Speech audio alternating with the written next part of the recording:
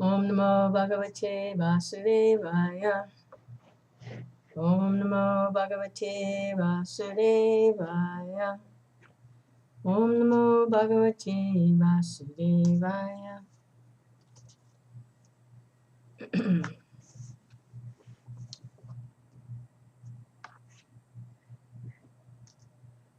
The spirit soul is very, very, very, very small.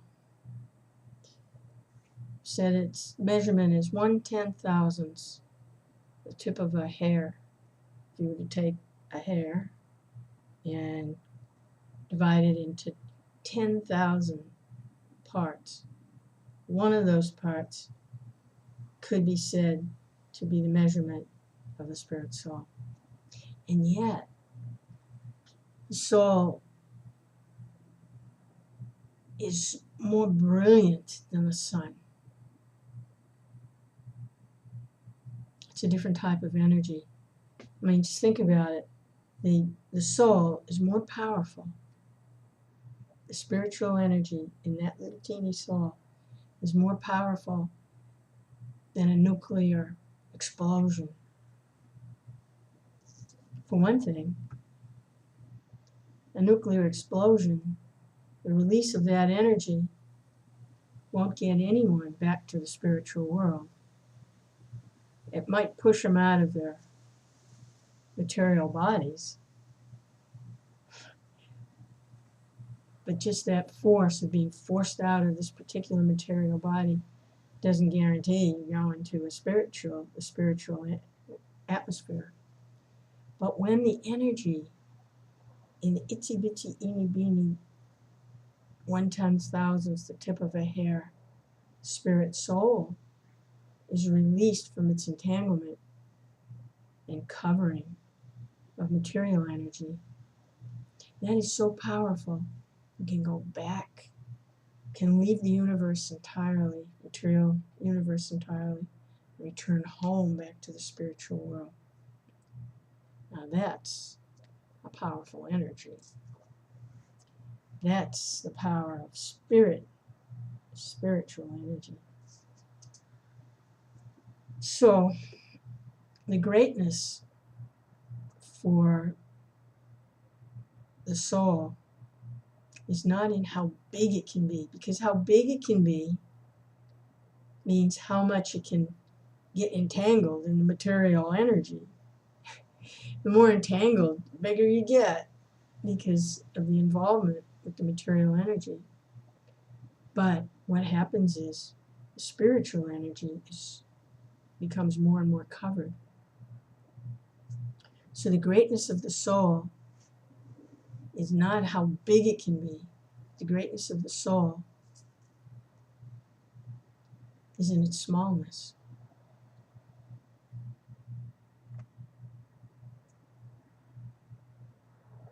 So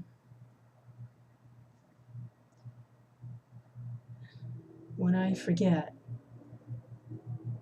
my actual condition, apart from this temporary material body, and I forget how small I really am, teeny tiny particle,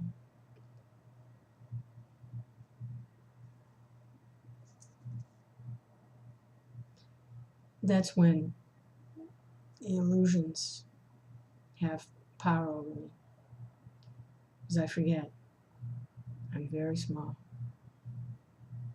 My greatness lies in surrender, in that smallness, to the Great One, to Krishna. So, and there's a science for doing that. There's different paths for getting back to Godhead. And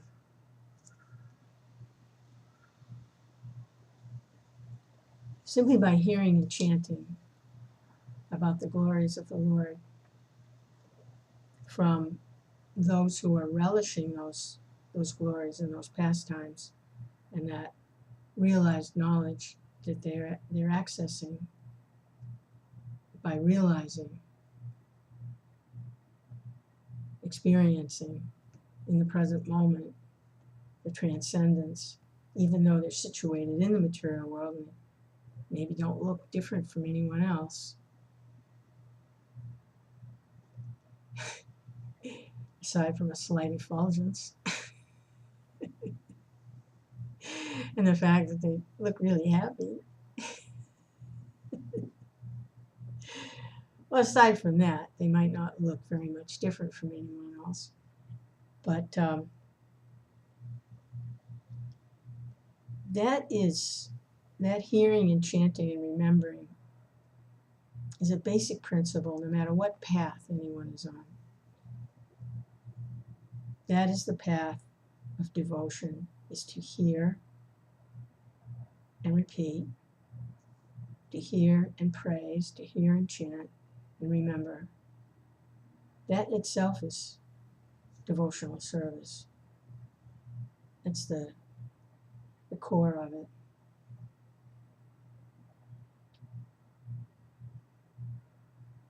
And they say, in the beginning was the Word, and the Word was God. The Lord is none different from His holy names.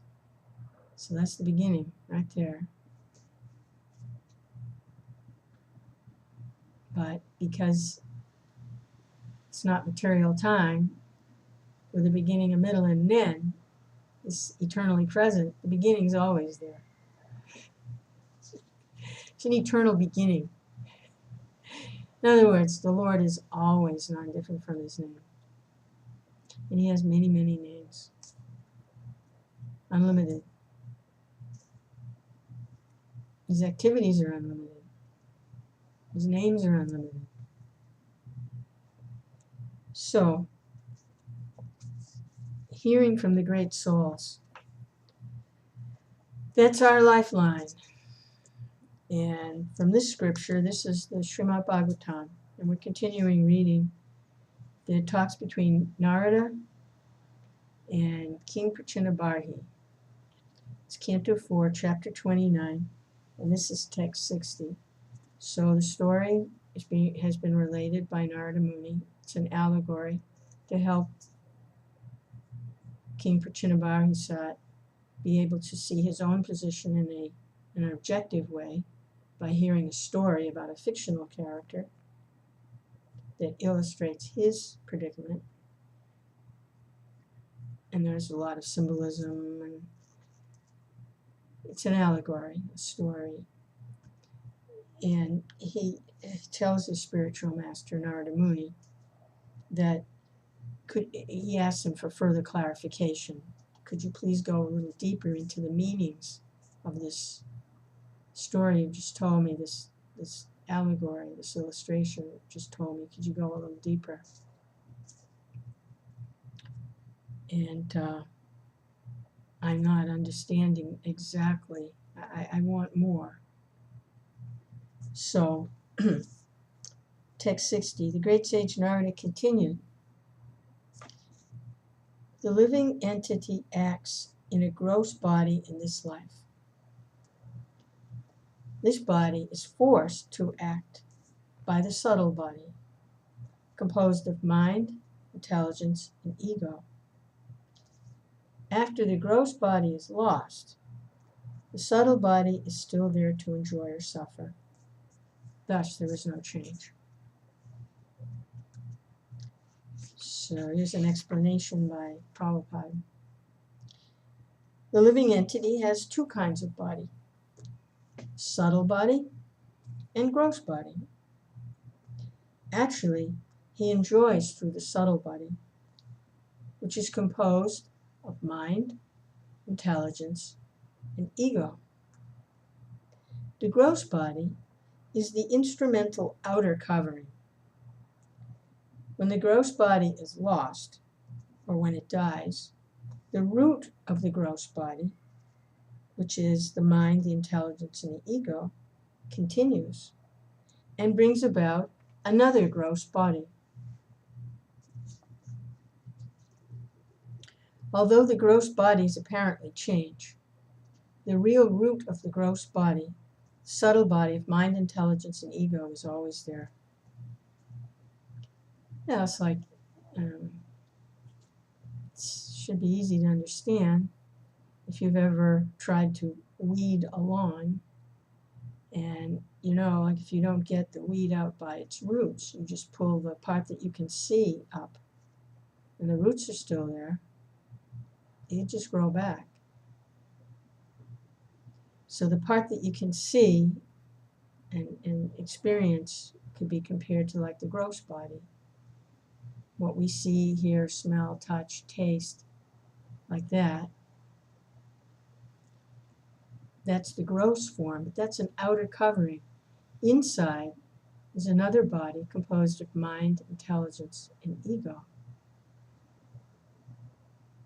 And that's like the root. That's the part that's dug way down in the ground. So it's a gradual process of cutting back.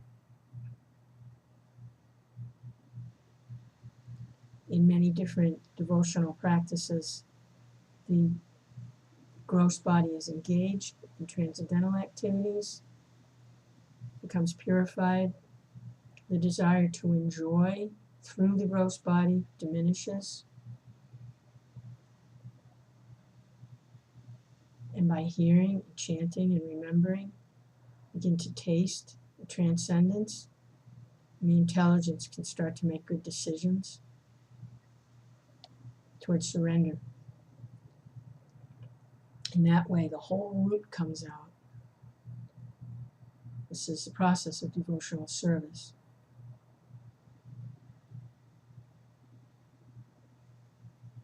The subtle body's activities, that's the mind, intelligence, and ego, be they pious or impious, create another situation for the living entity to enjoy or suffer in the next gross body.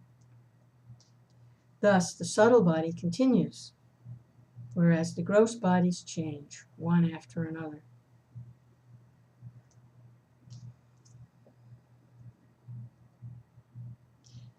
Modern scientists and philosophers are too materialistic, and since their knowledge is taken away by the illusory energy, they cannot explain how the gross body is changing. Materialistic philosopher Darwin has tried to study the changes of the gross body, but because he had no knowledge of either the subtle body or the soul, he could not clearly explain how the evolutionary process is going on. One may change the gross body, but he works in the subtle body. People cannot understand the activities of the subtle body. Consequently, they're bewildered as to how the actions of one gross body affect another gross body. The activities of the subtle body are also guided by the supersoul. We know from Bhagavad Gita, Sarvasya chaham mirisani visto matakspiti jnanam apohanam cha. I'm seated in everyone's heart, and from me come knowledge and forgetfulness. Because the Supreme Personality of Godhead as Supersoul is always guiding the individual soul. The individual soul always knows how to act according to reactions of his past karma. In other words, the Supersoul reminds him to act in such a way. Therefore, although there is apparently a change in the gross body, there is a continuation between the lives of an individual soul. So in another place in the Gita, Krishna explains that he's knowledge, remembrance, and forgetfulness. So he's seated within the heart, along with the individual soul. They're seated like two birds within a tree. And the individual soul is distracted by the temptations to enjoy through the material energy, to engage the senses, the material activities. That's the function of the mind, is to accept and reject in terms of the senses. Beyond the mind is the intelligence, which gives direction to the mind, what to accept and what not to accept in terms of the intelligence. And that intelligence is awakened in Krishna consciousness. Otherwise, the intelligence is pretty much asleep. So the intelligence is awakened in contact with those that are awake already. Otherwise, it's blind leading the blind. People talking in their sleep, walking in their sleep. Intelligence is not active. But when come in contact with a devotee who is awake, who is in connection with the supersoul within the heart, then that association helps to wake up the sleeping soul, sleeping intelligence.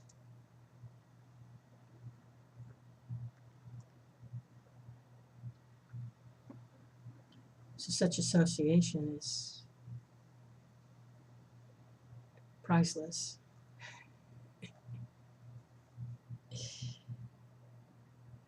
Okay. Text 61. The living entity, while dreaming, gives up the actual living body. Through the activities of his mind and intelligence, he acts in another body, either as a god or a dog. After giving up this gross body, the living entity enters either an animal body or a demigod's body, on this planet or another planet. He thus enjoys the results of the actions of his past life.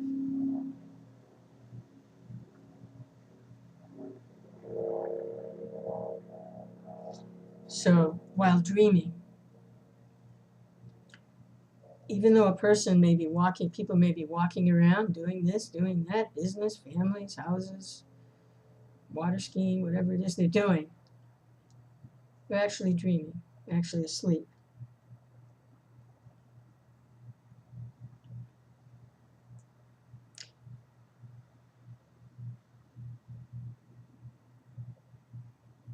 And when he gives up the material body, the gross body,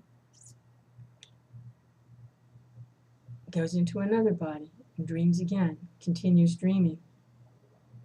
And the actions and reactions for his activities follow.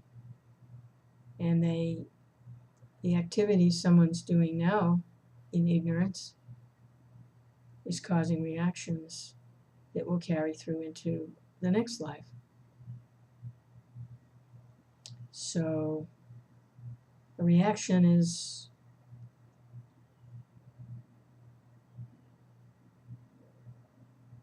something done in ignorance of Krishna.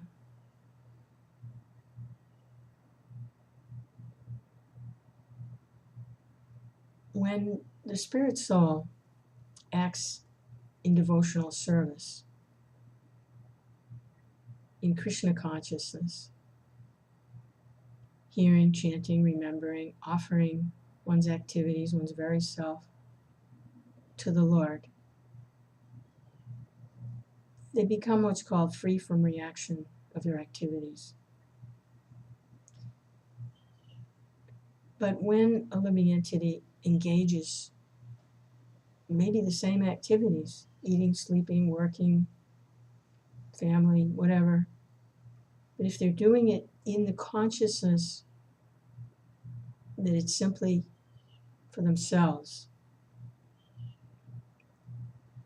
without understanding that the self is not this body. In other words, identifying with the body with the self and then acting in that way, what happens is remain asleep to their own spiritual nature, remain asleep And so those activities, the reaction is they remain bound.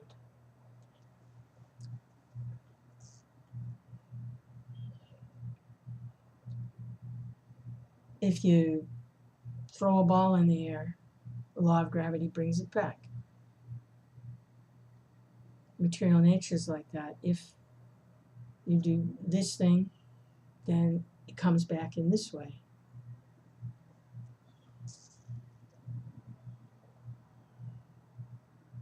Those are the laws of material nature.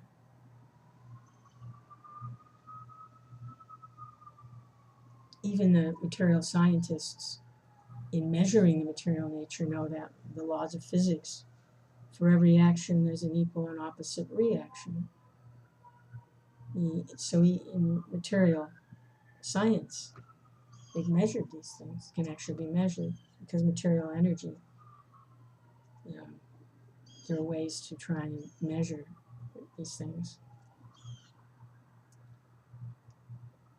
But spiritual activities are different. There's no reaction. Because of the connection with the Supreme Soul, Super Soul, Supreme Lord.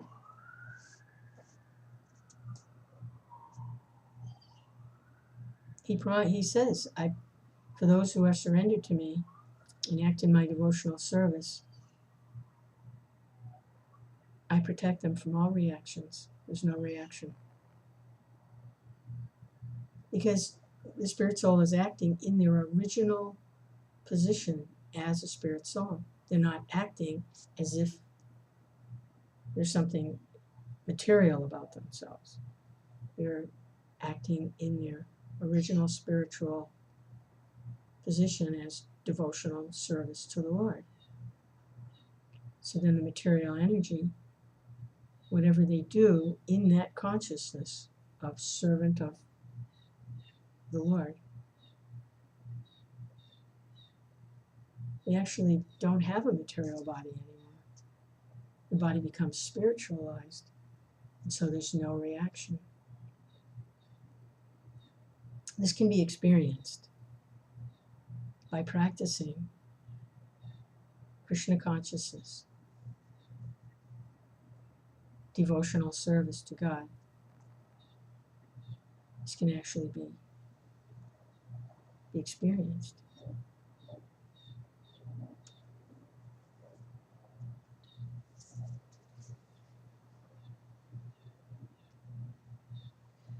Thus, the change of the gross body is not very important, but the change of the subtle body is important. Krishna consciousness is educating people to enlighten the subtle body, the mind, intelligence, and ego.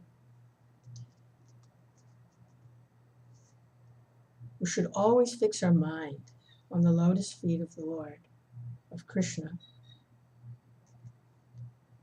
We should always engage in his worship, engage our speech in describing the activities of the Lord, ears in hearing about his pastimes. And if we follow regulative principles, we keep the mind intact for advancing in Krishna consciousness, we shall be elevated to the spiritual platform.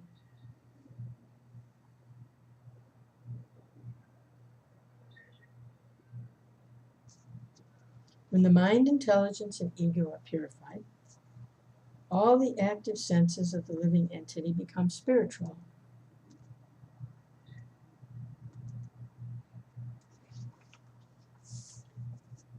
Manmana bhava madbhakto, madhyajimam namaskuru, mame vasyasi yukvaivam, atmana matparayana.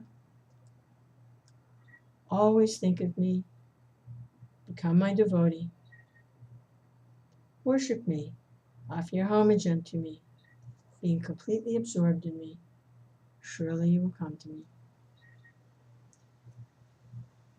Text 62. The living entity labors under the bodily conception of, I am this, I am that. My duty is this. therefore I shall do it. These are all mental impressions, and these activities are temporary. Nonetheless, by the grace of the Supreme Personality of Godhead, the living entity gets a chance to execute all his mental concoctions. Thus he gets another body.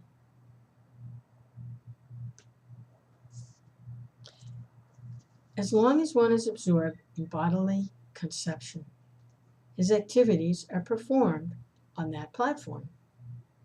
It's not very difficult to understand.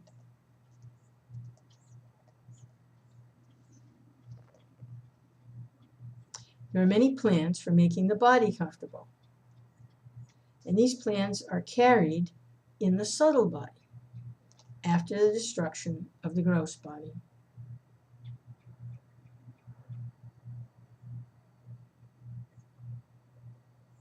That's where the blueprint is. That's where the design, the plan, is in the subtle body. Just like they're going to build a building, they have a blueprint. So it's the blueprint. It's in the subtle body. It is not a fact that after the gross body is destroyed, the living entity is finished. Many great philosophers and teachers in this world are under the impression that after the body is finished, everything's finished. It's not a fact.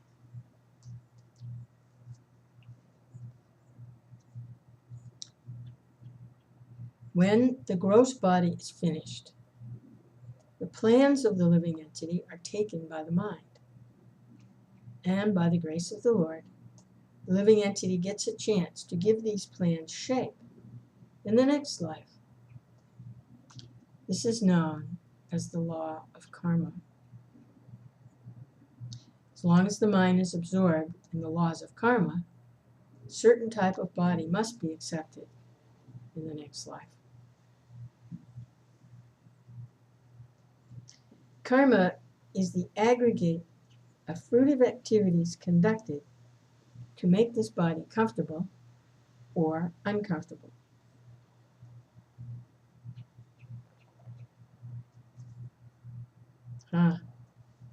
Good one. When one man was about to die, he requested his physician to give him a chance to live 4 more years so that he could finish his plans. This means that while dying, he was thinking of his plans. After his body was destroyed, he doubtlessly carried his plans with him by the means of the subtle body, the mind, intelligence, and ego. Thus, he would get another chance by the grace of the Supreme Lord, who is always within the heart. Sarvasya chaham hridi sannidhisto mataksmiti jnanam apavanam cha. In the next birth, one acquires remembrance from the Supersoul and begins to execute the plans begun in the previous life.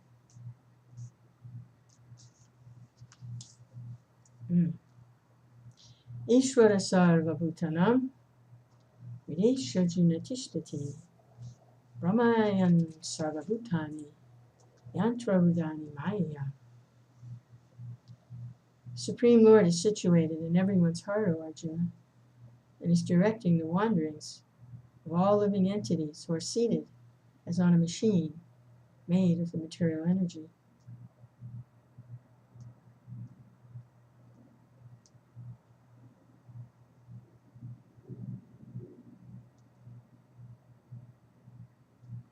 Hmm. 63. One can understand the mental or conscious position of a living entity by the activities of 2 kinds of senses: knowledge-acquiring senses and the executive senses.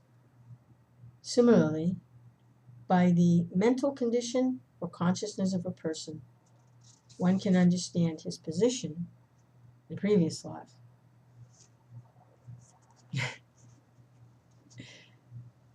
Okay.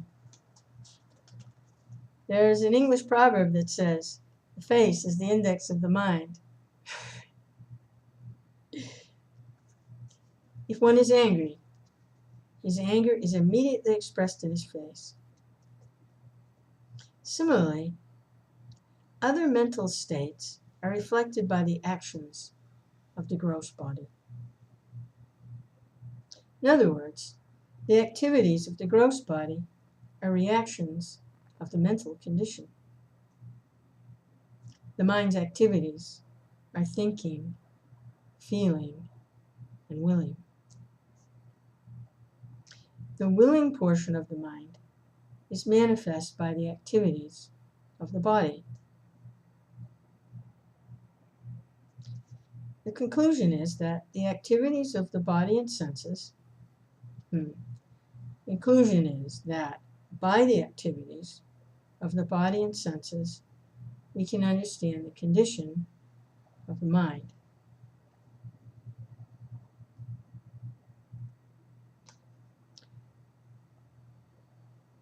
The condition of the mind is affected by past activities in the past body.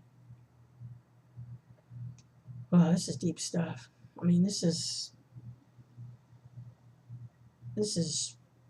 spelling it all out. This is explaining how. This is a great science. It's explaining exactly how karma works. Exactly. So, the condition of the mind is affected by past activities in the past body. When the mind is joined with a particular sense, it immediately becomes manifest in a certain way. For instance, when there's anger in the mind, the tongue vibrates so many maledictions. Similarly, when the mind's anger is expressed through the hand, there's fighting. Expressed through the leg, there is kicking. There's so many ways in which subtle activities of the mind are expressed through the various senses. The mind of a person in Krishna consciousness acts in a similar way. The tongue chants Hare Krishna, the Maha Mantra. The hands are raised in ecstasy. The legs dance in Krishna consciousness. These symptoms are technically called Ashtasattvika Vikar. Sattvika Vikar is transformation of the mental condition in goodness, or sometimes transcendental ecstasy.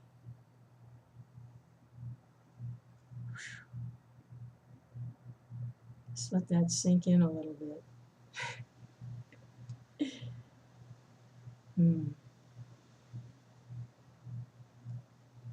It's just like Prabhupada's saying, the condition of the living entity is visible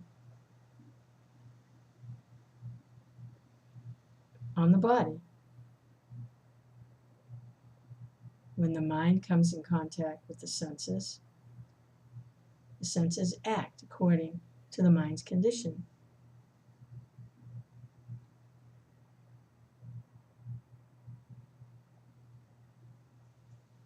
Hmm.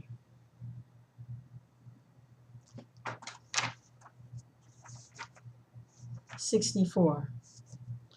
Sometimes we suddenly experience something that was never experienced in the present body by sight or hearing.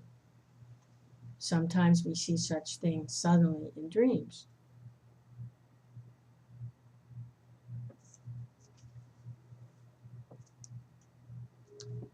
In dreams, we sometimes see things. Prabhupada's discussing how the subtle body works and its connection with the gross body.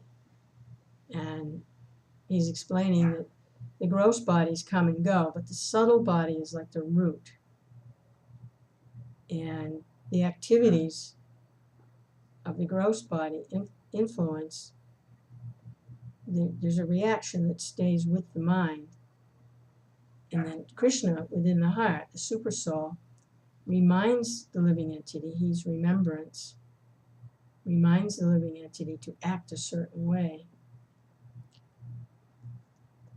according to that living entity's desires. Like the man who was on his deathbed and he was simply thinking about his plans. Oh, if I just had a little more time, I could do this, I could do that, I could. So the super soul within the heart, he's transferred to it. His subtle, those plans stay with the subtle body. The gross body's finished. They stay with the mind. And the mind, intelligence, and ego. Then there's another, gets another body so he can carry out those plans because that's his desire. But when the desire changes, desire in not material plans, but the desire is to please Krishna, to associate with Krishna through devotional service, and becomes purified of any material plans.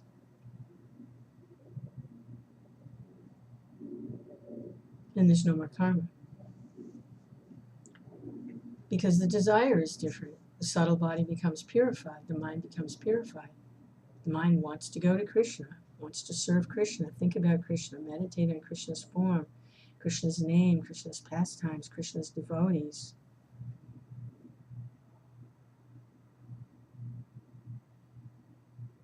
So then they go there. Whatever the mind thinks of at the time of death, that carries the spirit's soul according to those desires.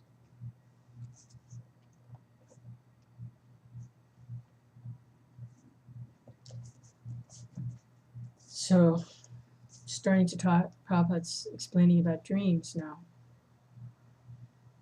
When the gross body is asleep and the subtle body is still active. So, in dreams, we sometimes see things we have never experienced in the present body. Sometimes in dreams, we think we're flying in the sky, although we have no experience of flying.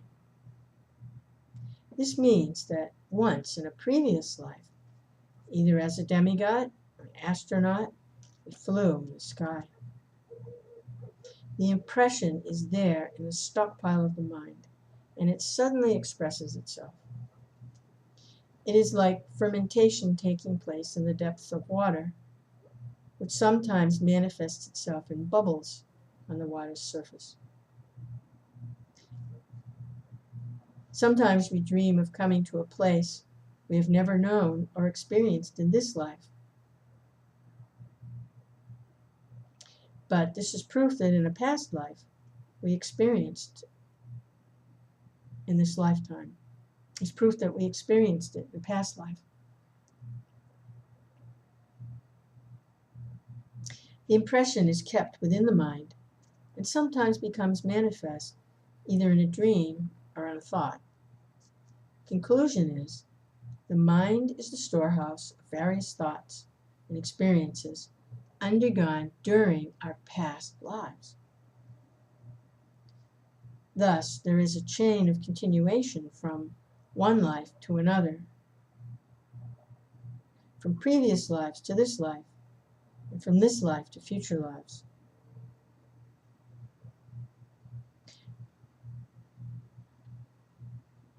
This is also sometimes proved by saying that a man is a born poet, a born scientist, a born devotee.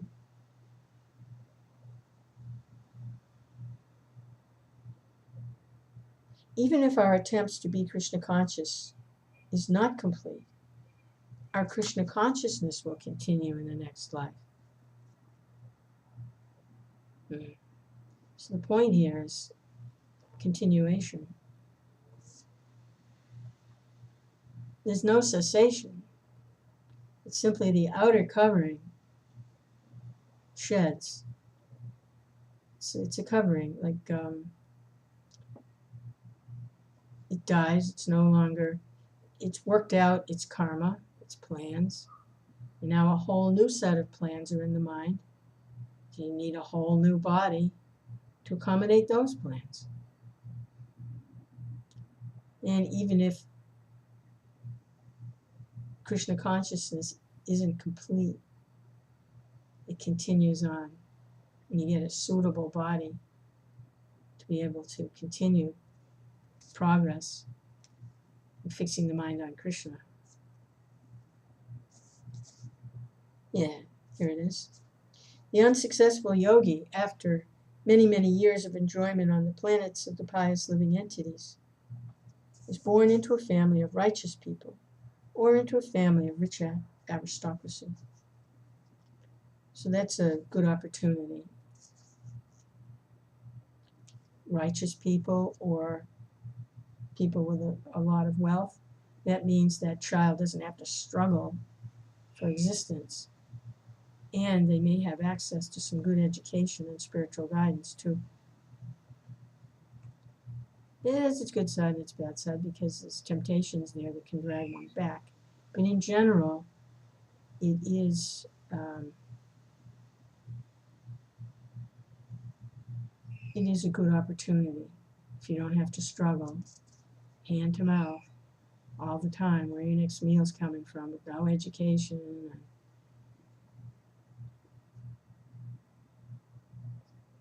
if you can have education, you can read the scriptures, you have access to information, needs are provided for, especially if it's a righteous family. So it's a good opportunity.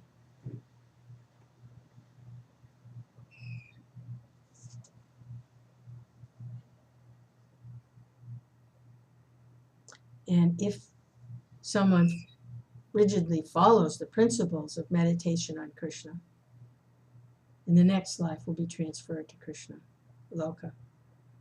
This is no doubt. Prabhupada says, no doubt.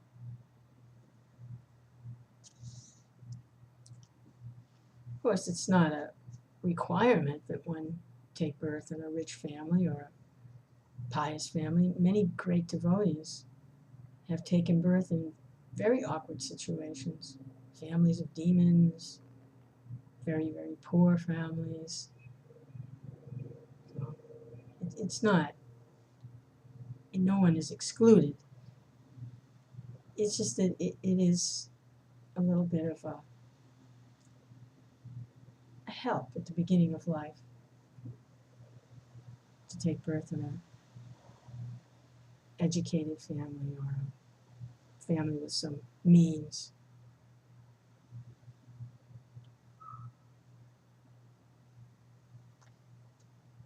'65. Therefore, my dear king, the living entity who has a subtle mental covering develops all kinds of thoughts and images because of his previous body. Take this from me as certain. There's no possibility of concocting anything mentally without having perceived it in the previous body. Wow. Wow. I wonder how that fits with the concept of imagination. Oh, you're imagining this. Or even creativity. Somebody creates something some artwork or very unusual. I'm saying here, thoughts and images are due to the previous body. No one can concoct anything mentally without having perceived it in the previous body.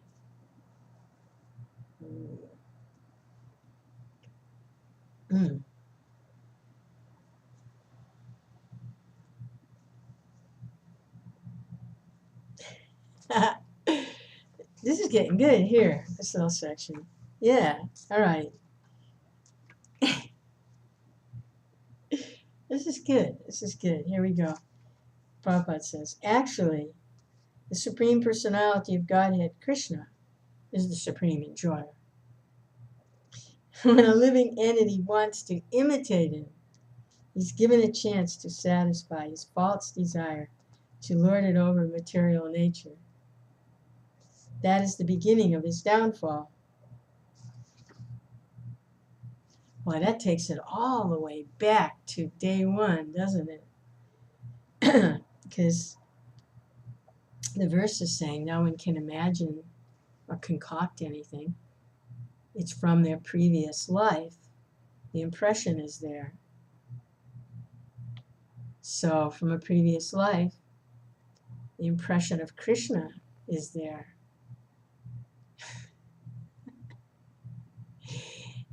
But because the desire is to imitate Krishna, to want to enjoy like Krishna enjoys, control like Krishna controls, and be the friend of everyone like Krishna is the friend of everyone, then that carries one to the next material body. The descent from the spiritual atmosphere goes to the highest form first, and then, because of continued misuse of independence and bewilderment by the illusory energy and engagement in material activities and material identification, gradually one gets lower and lower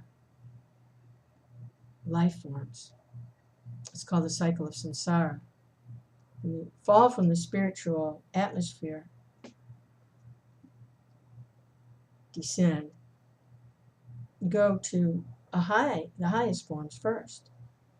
And you're still up there, but gradually more and more degradation, birth after birth, until by the cycle of karmic cycle, start to come back up again. And then the human form of life have the opportunity to get out of that cycle. Otherwise, back down they go again. So human form of life is the opportunity, for transcendence.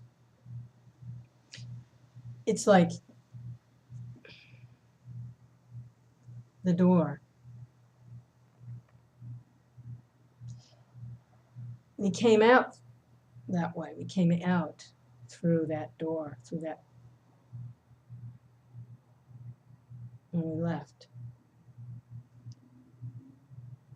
And now we're back here at the door. The human form is the form that we get when we fall from the spiritual sky. I mean, that's what's being said here.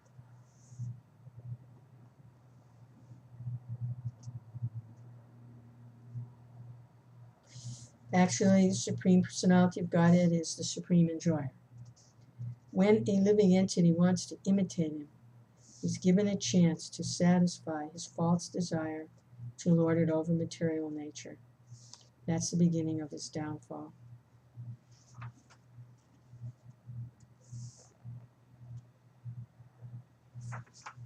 As long as he is within the material atmosphere, he has a subtle vehicle in the form of the mind, which is the stockpile of all kinds of material desires.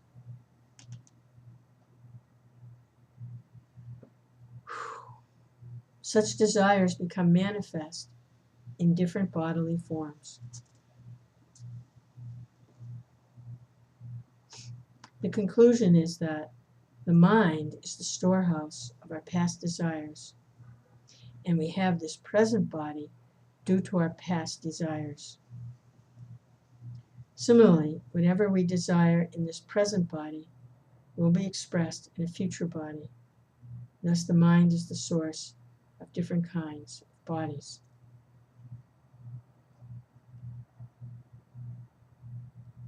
If the mind is purified by Krishna consciousness, one will naturally, in the future, get a body that is spiritual and full of Krishna consciousness.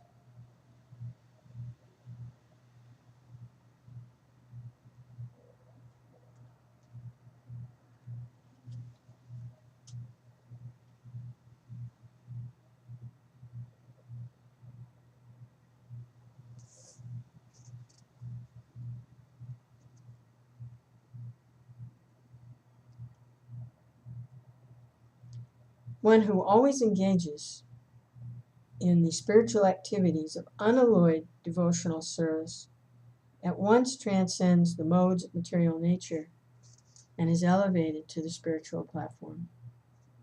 Unalloyed devotional service, pure devotional service. The devotee is therefore above the three modes of material nature and is even transcendental to the Brahman platform.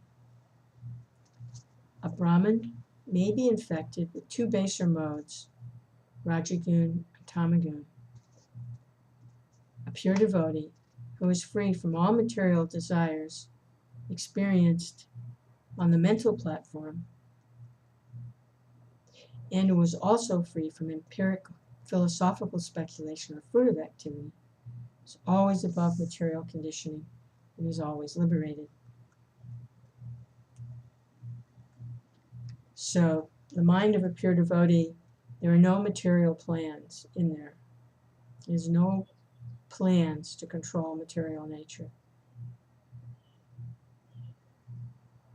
It is also free from speculating about the nature of the truth, and not at all attracted to fruitive activity, doing something in order to gain a profit. It is always above material conditioning. It's always liberated. It's always situated in the devotional service of the Lord.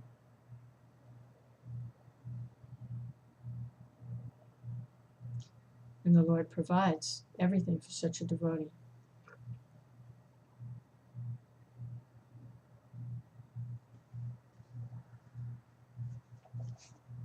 Text 66.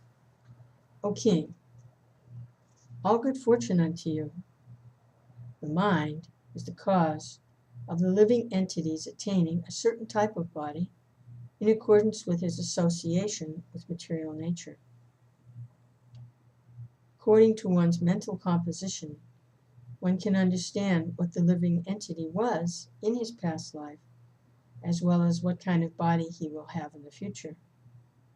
Thus, the mind indicates the past and future bodies.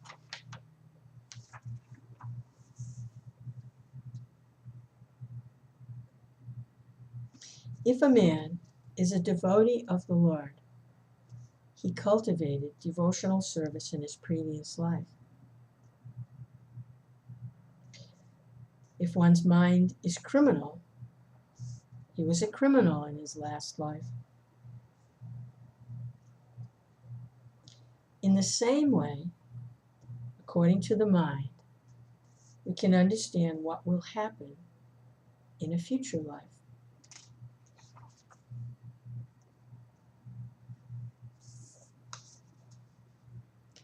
Those situated in the mode of goodness gradually go upward to the higher planets.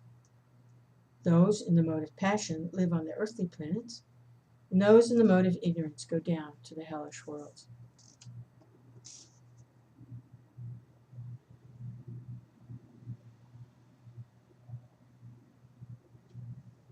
If a person is in the mode of goodness, his mental activities will promote him to a higher planetary system. If he has a low mentality, his future will be most abominable.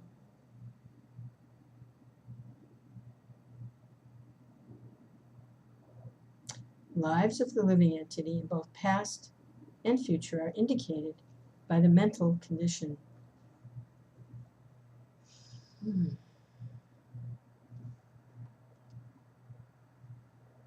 The king was engaged in fruitive ritualistic ceremonies because he hoped to get a better life in the future.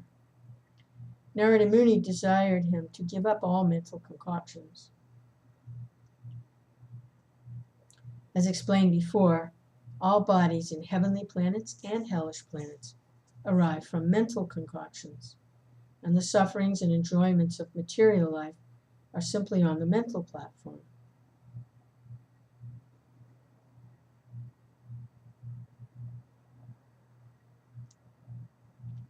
One who has unflinching devotion For the personality of Godhead has all the good qualities of the demigods.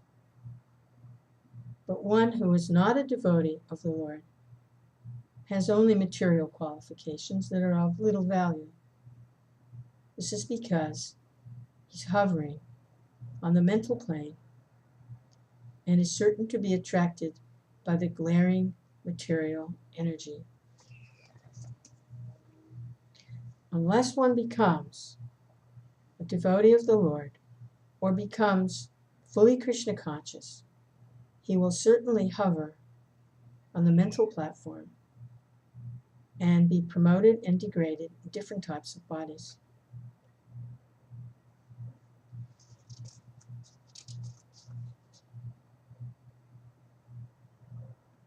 The conclusion is, one should be without mental desire. Anyabalasita sunyam jnana karma dhinavritam. One should be fully free from material desires, philosophical speculation, and fruitive activity. The best course for a human being is to favorably accept transcendental devotional service of the Lord. That is the highest perfection of human life.